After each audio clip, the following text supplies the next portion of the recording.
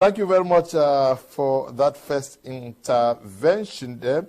Doctor, this is something that we may be joking about, but like Brinwi just said, that if slave masters were to come back to Africa, many persons will volunteer to go as slaves, thinking that the stories, the experiences of the 80s in Europe and America and other parts are still what obtains today.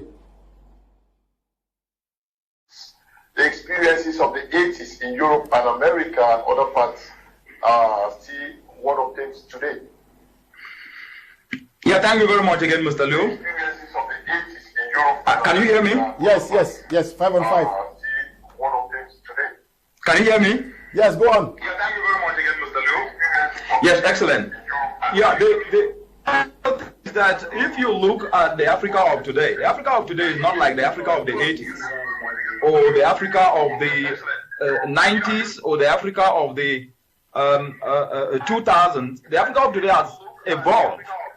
And the truth is that our young people today actually know what they want. Let's not take a fraction excuse me, doctor, please. of what is happening and make it as if it is, and generalize it. So the point is that there are good things happening in the continent today. And there are people who know what they want, and there are people who don't know what they want. I think the bigger majority need to be educated on exactly what they need to know, not what they want to do always by moving abroad. So let me put it in this way so that at least our listeners can actually understand. When you look at our brothers and sisters who have gone abroad and succeeded, they succeeded through hard work. Yes, I know that there are other aspects, which I don't want to get into that, but I'm talking about reality here. Those who are and succeed have actually contributed to the economy of those countries, and most of them, if they were still back in their home country, whether in Cameroon, Kenya, or Rwanda, or Togo, or Nigeria, they would have still succeeded. So we cannot miss the fact that if people work hard wherever they are, they can be able to succeed.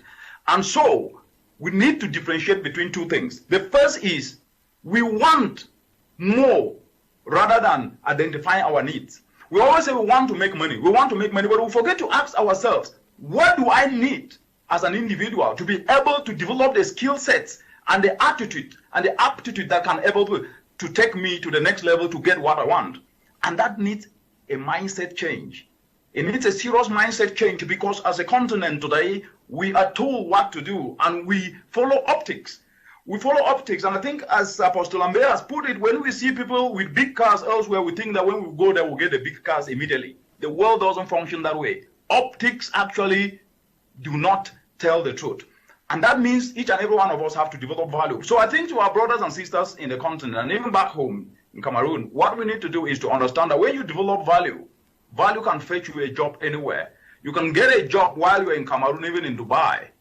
People, the world today is an interconnected space. When COVID happened, it showed us that with a skill, anywhere in the world you can be hired by a company. And not everybody will develop a skill to be hired by a company, but you can actually start to look internally. There are beauticians in Cameroon who are making billions. There are beauticians in Kenya who are making billions, and they have never even traveled out of their own country. So the point is to identify what you want, develop passion around it, and develop a skill, and then nurture that skill in such a way that people will be looking for you, not even you looking for people, and then you will get what you want. This attitude that we cannot succeed in our own country because we don't have everything. You will never have everything. I have traveled around the world. I've never seen a country that has got everything. Developed countries still lack something. Developing countries still lack something. How do we collectively encourage our young people that if they get an opportunity, they should study and do their research? And the last part, which I think is quite very, very important, it touches a little bit on the aspect I've mentioned, value, is that we need to make our young people understand.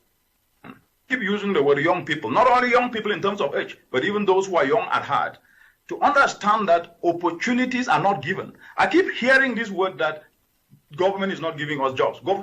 I have never seen any government anywhere in the world giving jobs to people. They create enabling environment. You seize opportunities. Opportunities are not given. If opportunities are given to you, they will be taken the same way as they were given. But when you seize opportunities, you own opportunities, and that becomes sustainable. This is what needs to be in our minds today. Because the reality is, we're talking about Africans migrating to the Middle East. There are Indians there, there are Filipinos there who are going through the same challenges that we're talking today.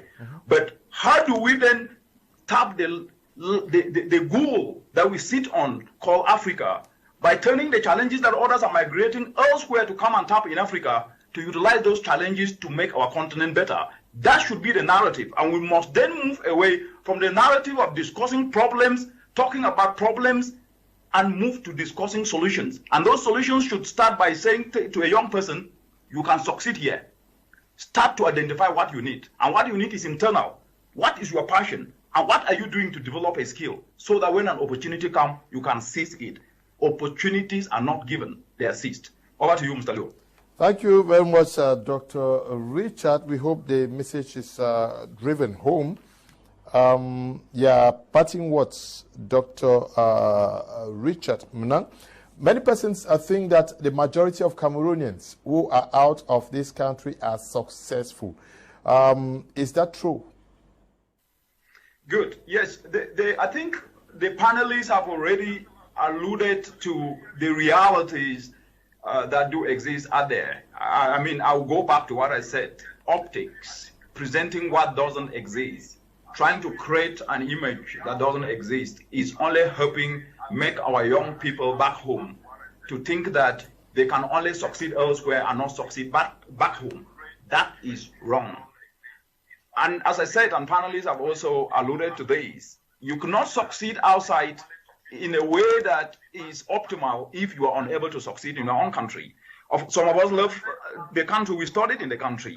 We got scholarships out of the country, and we succeeded in the universities we were in with distinctions. But where did the foundation come from? From our own country. So we need to look at what can work and build on it and make our young people know that where you are going to, you are also going to face competition because that country are going to also have citizens.